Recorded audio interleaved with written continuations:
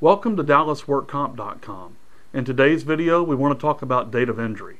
And date of injury in a Texas workers' compensation claim is a pretty important concept. It helps to establish the deadlines that might be associated with reporting your injury to your employer or the duration of benefits that you might be eligible to receive. It helps establish the claim. And so there's two different types of injuries in Texas, and understanding the difference between the two will help explain what the date of injury is. We have specific injuries in Texas, and we have occupational diseases.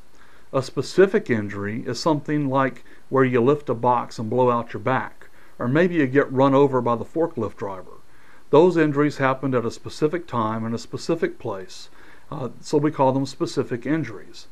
And the date of injury that's associated with a specific injury is simply the date that it happened. It's easy to figure out. What's more complicated is an occupational disease. An occupational disease is an injury that might occur over time or in some other manner.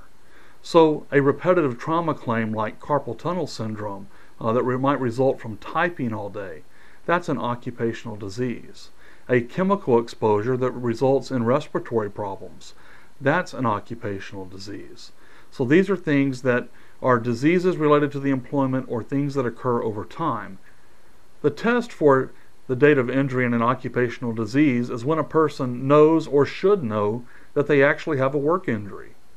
This could be the date that symptoms begin, or it could be some date later in time, like the day that you go have the nerve testing and verify the fact that you actually have carpal tunnel syndrome.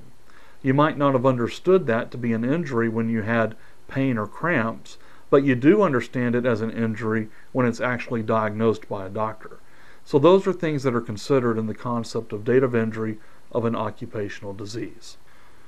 Once you establish your date of injury, now you're able to report your claim, you're able to fill out your report of injury to the Division of Workers' Compensation and get the process started so that you can get the benefits that you deserve.